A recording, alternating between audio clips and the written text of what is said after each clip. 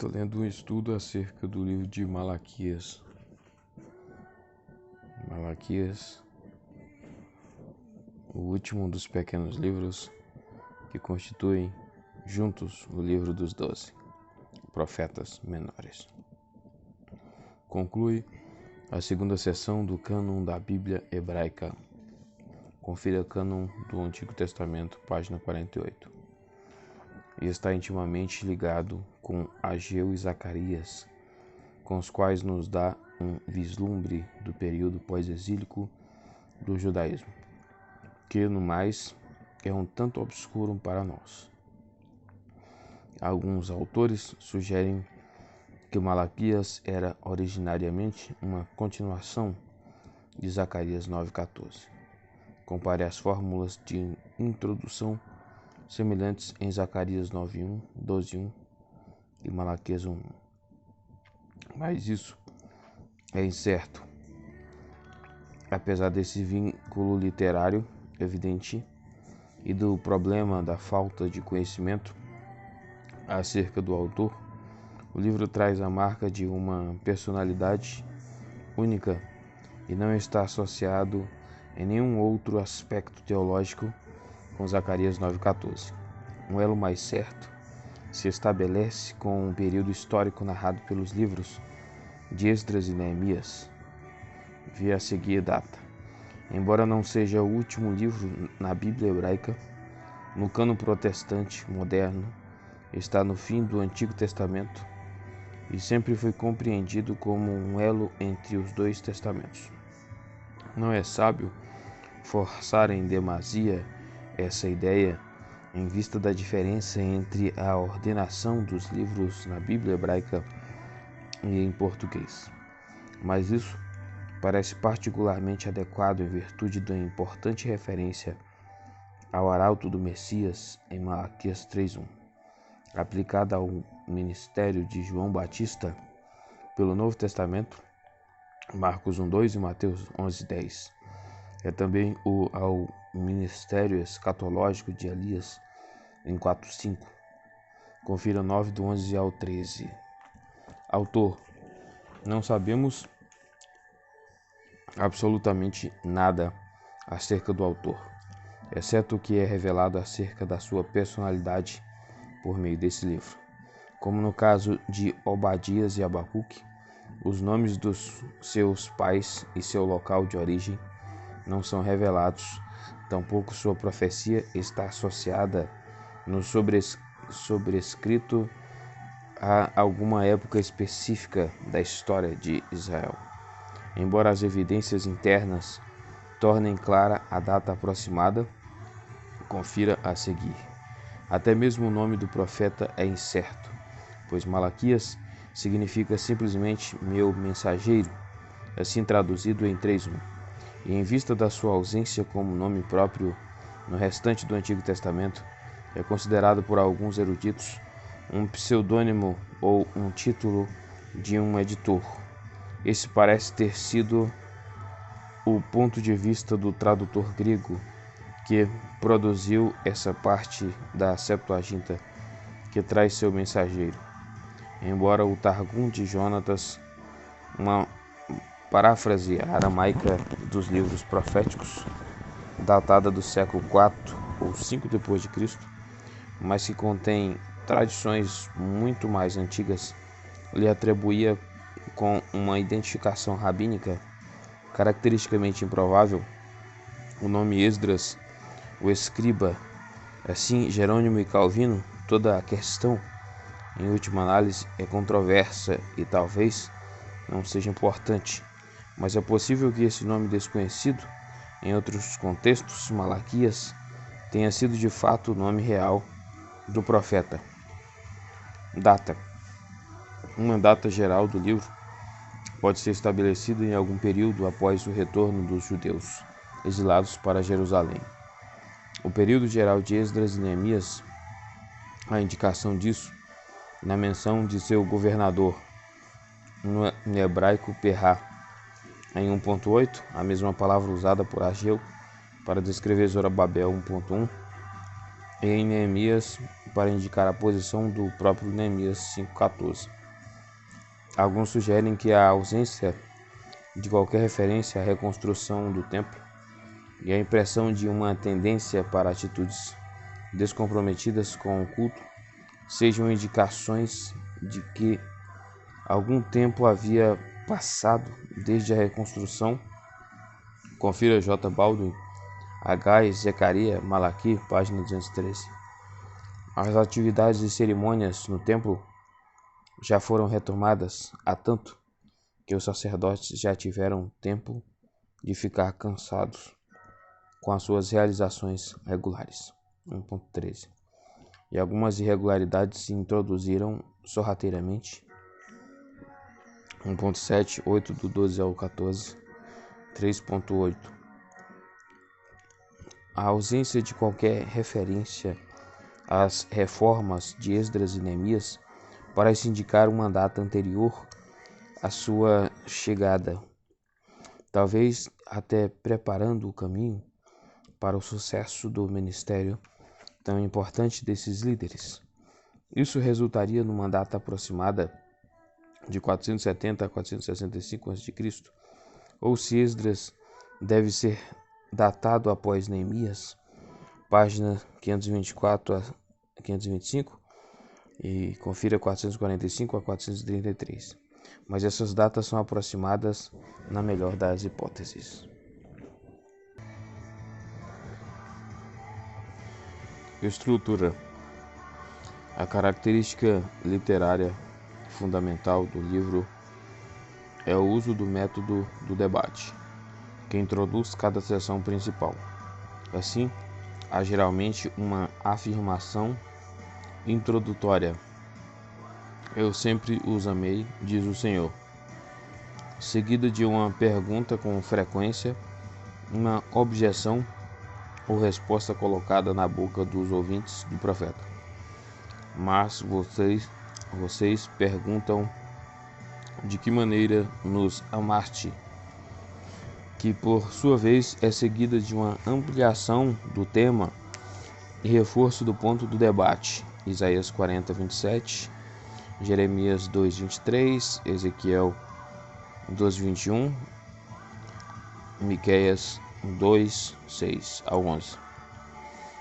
As palavras colocadas na boca dos oponentes do Senhor não devem necessariamente ser consideradas declarações reais dos ouvintes. Antes, representam as atitudes e ações do povo como o profeta as entende. Dessa forma, ele expõe claramente aos ouvintes a verdadeira identidade deles, sua rebeldia contra Deus e sua necessidade de arrependimento. O estilo de Malaquias é então o da palavra falada.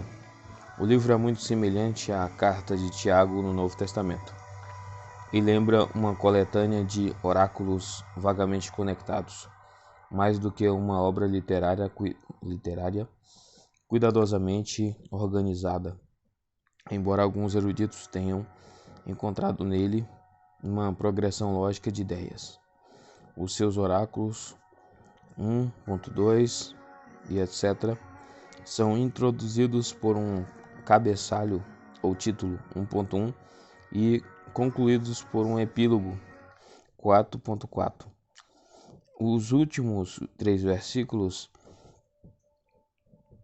talvez sejam um acréscimo editorial, com a intenção de dar ao livro dos profetas uma conclusão, embora o estilo esteja em harmonia com o restante do livro e possa evidentemente ter vindo da mão do próprio profeta. Mensagem. A forma literária que Malaquias usa, o diálogo ou debate, reflete o seu estilo de vida profético. Ele não se contenta em meramente anunciar a palavra de Deus de forma mecânica a seus discípulos. Antes, ele quer levar a mensagem de Deus à praça pública, confrontando homens e mulheres na sua negligência de Deus e de seus caminhos, ou na sua rebeldia declarada à lei divina. Assim, Ele se empenha em debater com aqueles que questionam a bondade ou a justiça de Deus, seja por palavra, seja pela vida, em vez de evitar o desconforto do confronto aberto. A mensagem de Malaquias está centrada na fidelidade de Deus, em contraste com a infidelidade do seu povo. Ele estabeleceu um relacionamento de pai e filho com Israel e deseja o melhor para os seus filhos. Mas Israel tem desdenhado constantemente esse relacionamento e foi um completo fracasso por não viver à altura dos termos da aliança de Javé. Tanto os sacerdotes 2.8 quanto o povo 2.10 violaram a aliança. Em vez de responderem com alegria à bondade de Javé, eles têm sido infiéis a ele e deixado de lhe dar o melhor, como prescrevia a lei, na sua adoração e culto a Deus. 1.13 e 14. E não têm obedecido a ordem acerca da entrega dos seus dízimos e ofertas. 3.8. Na verdade, eles desprezaram o Senhor. 1.16. E por terem fracassado no seu relacionamento de aliança com Javé, também fracassaram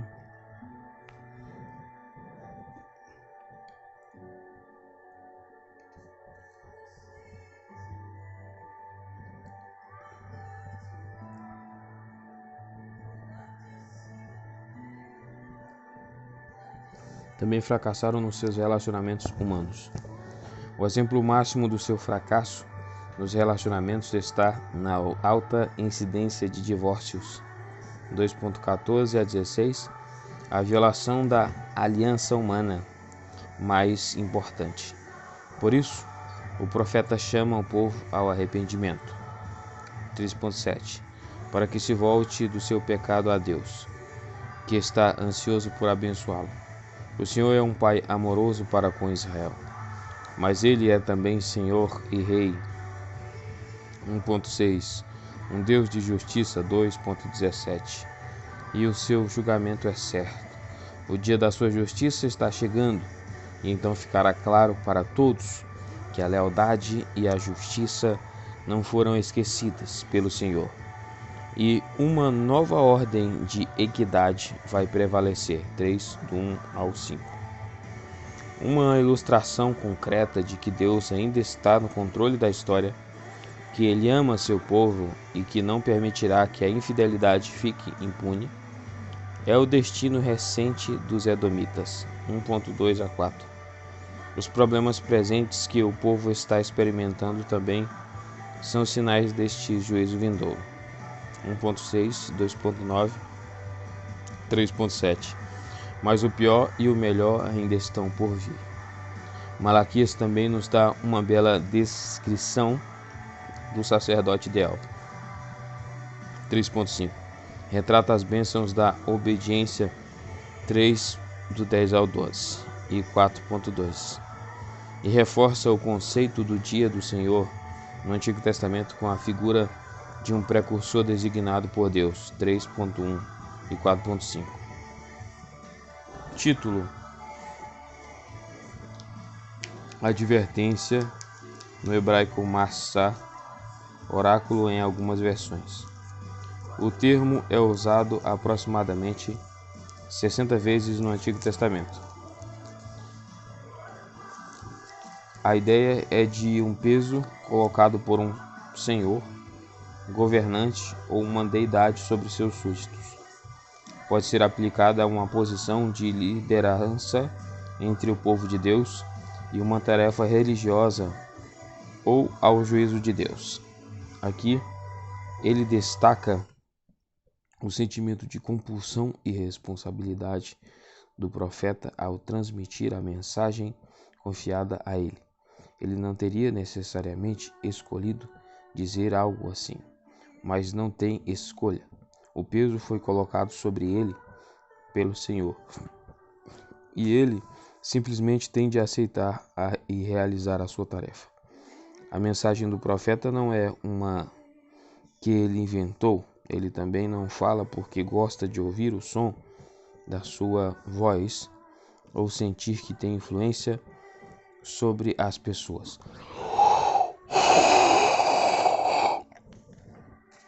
Antes, é uma mensagem que foi colocada sobre o seu coração como um peso, e a intenção é que pese também sobre a consciência dos seus ouvintes.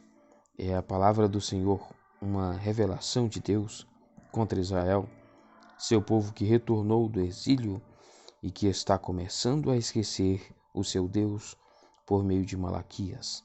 Confira a introdução. Primeiro, o amor do Senhor por Israel. 1 do 2 ao 5. Malaquias introduz a palavra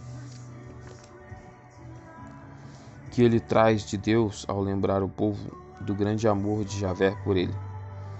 Um tema central nos profetas do Antigo Testamento. Oséias 11:1, Jeremias 31:1, Isaías 43:1, Sofonias 3:17 e especialmente Deuteronômios 7:8.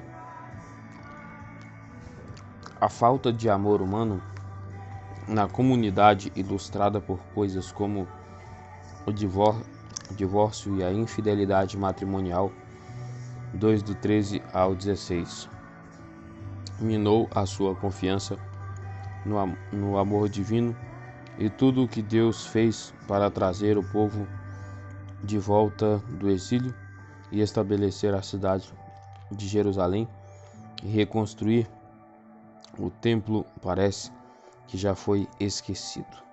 Por isso, o povo é confrontado agora com a pressuposição essencial da sua existência, o amor da aliança de Javé.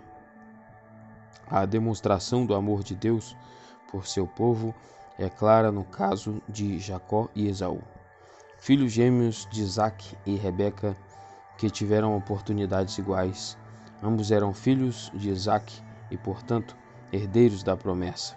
Porém, um foi escolhido e o outro rejeitado. Jacó foi o especialmente favorecido por Deus. O Antigo Testamento não diz em lugar nenhum que Jacó era mais digno do amor de Deus, ou mais amável do que Esaú, mas a eleição e o amor redentor de Deus foram manifestos por ele. Confira H.H. Hawley, The Biblical Doctrine of Election, 1950, página 44 a 68. Os versículos 2 e 3 são problemáticos para muitos cristãos. Parecem fazer do amor de Deus uma questão arbitrária. 3 comentários podem ajudar a clarear um pouco a confusão. Primeiro, o hebraico tende a fazer uso do artifício literário da hipérbole ou exagero para destacar um ponto assim, mas rejeitei Esaú, odiei Esaú, ACF. Não quer dizer que Deus literalmente odiou Esaú, mas é antes uma forma vívida de contrastar o amor especial de Deus por Jacó. Confira Gênesis 29:30, Provérbios 13:24 e confira as declarações de Jesus acerca de uma pessoa odiar seu pai ou mãe, Lucas 14:26 e Mateus 10:37. Com a sua relação com Esaú, a quem não escolheu da mesma forma. Número 2.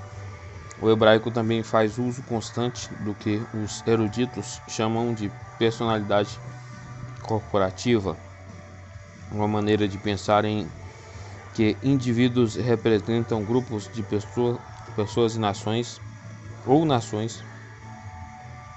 C.F. Jacob, Theology of the Oath, 1958, página 153 a 156. E especialmente H.W. Robinson, Corporate Personality in Ancient Israel, 1964. Assim, as menções a Jacó e Esaú não são meras referências aos 2 filhos de Isaque, mas também a seus descendentes, os israelitas e os edomitas. 3.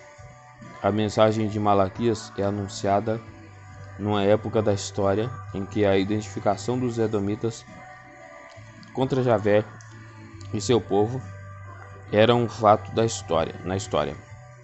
Os edomitas, os descendentes de Esaú, tinham se aliado com o exército da Babilônia na destruição de Jerusalém e na pilhagem de Judá. Vê comentário de Obadias 10 a 14. Acerca desse trecho, vê Romanos 9:13, Isaías 34:63, Jeremias 49, 7 a 22, Ezequiel 25:12 a 14, Obadias 2:3, a expressão o Senhor dos Exércitos, Yahvé, Sabaoth, aqui está Sebaoth, é repetida como um refrão em toda a profecia de Malaquias. 24 vezes indica o papel de Yahvé como salvador, protetor e juiz do seu povo. Salmos 46:7. Versículo 4 e 5. O juízo de Deus sobre Edom é certo. Edom pode até tentar ser uma grande nação novamente, mas isso não vai acontecer. Deus não vai permitir. No entanto, Israel não pode se orgulhar ou confiar na sua própria justiça. A mão julgadora de Deus vai pesar sobre Israel, também como o profeta vai destacar mais tarde. 2. Uma acusação contra os sacerdotes. 1.6 a 2.9.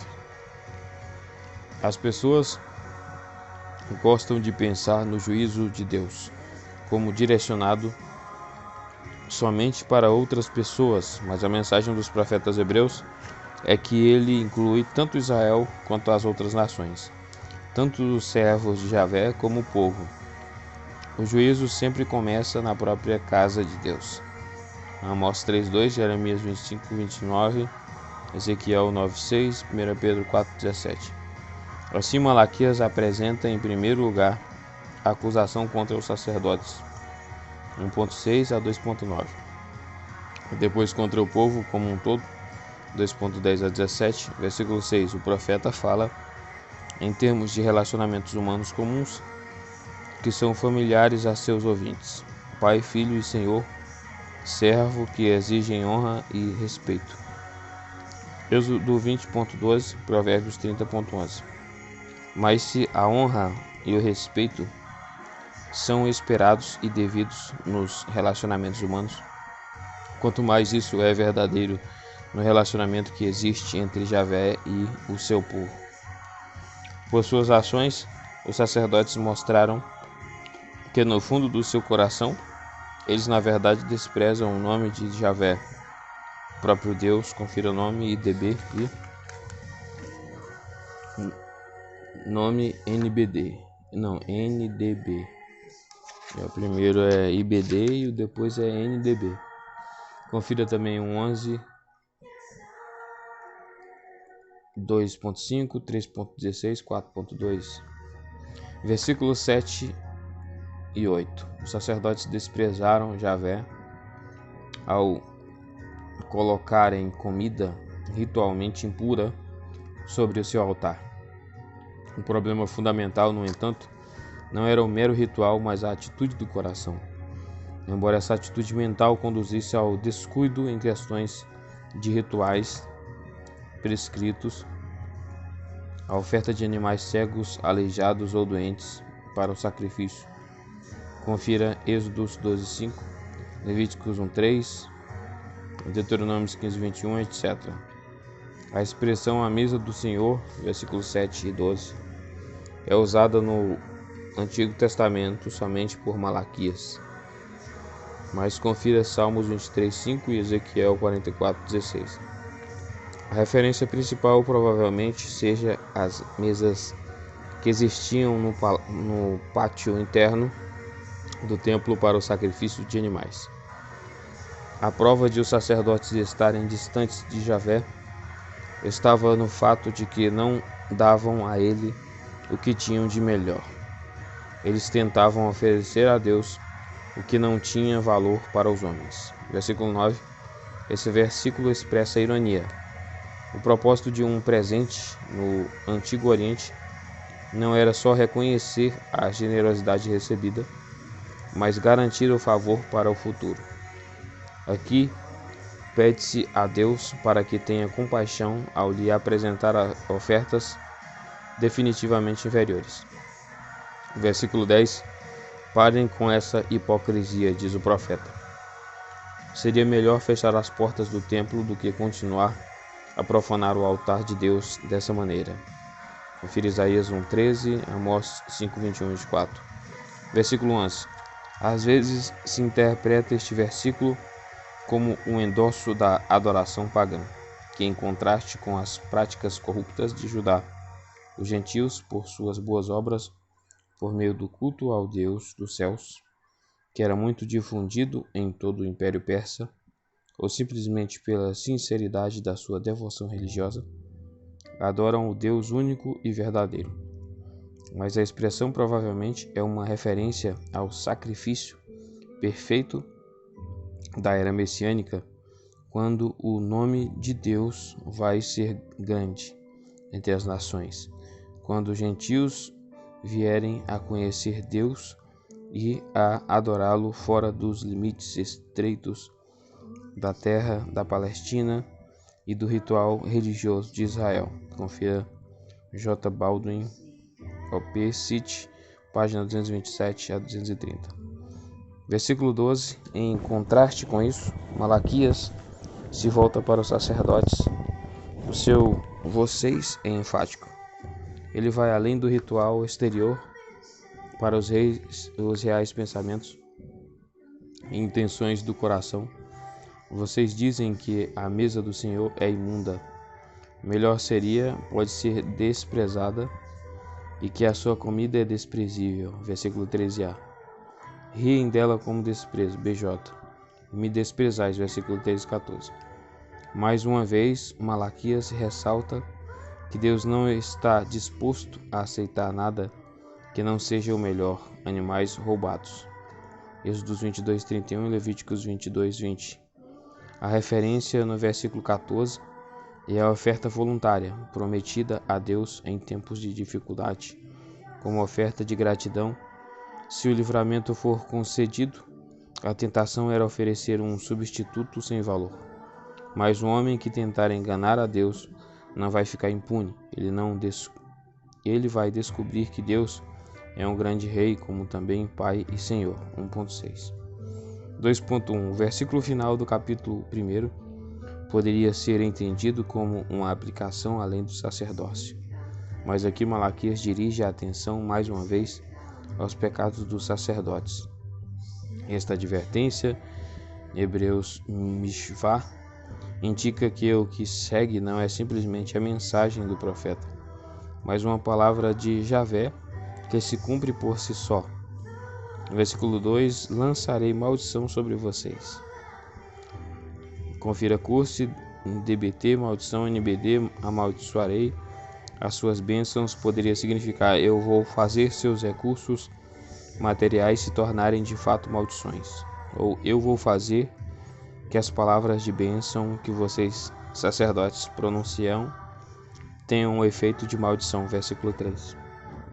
Eu destruirei a sua descendência, literalmente semente. A NVI dá a entender que essa frase é uma referência aos descendentes dos sacerdotes. Os efeitos do seu pecado vão ser sentidos pelas gerações subsequentes, enquanto a VA considera a semente literalmente como uma referência a colheitas escassas que resultam em dízimos e ofertas menores.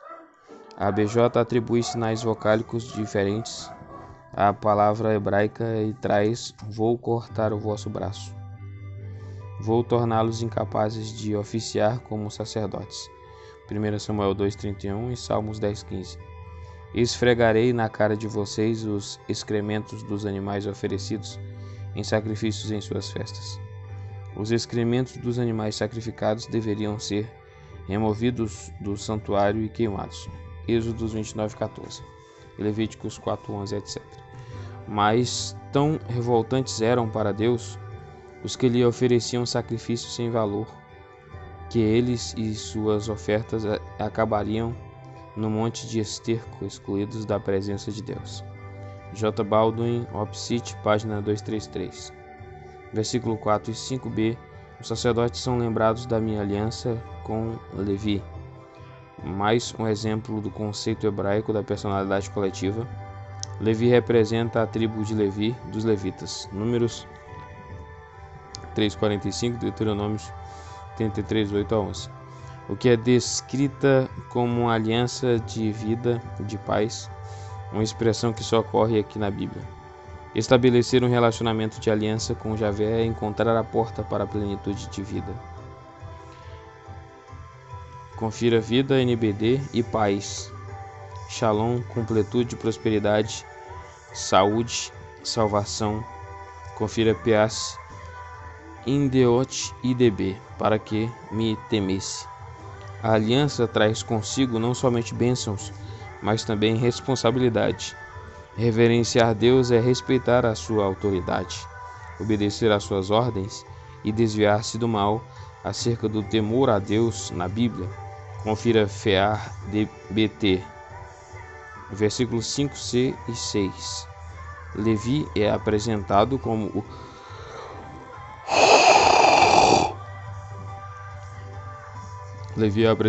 o sacerdote modelo.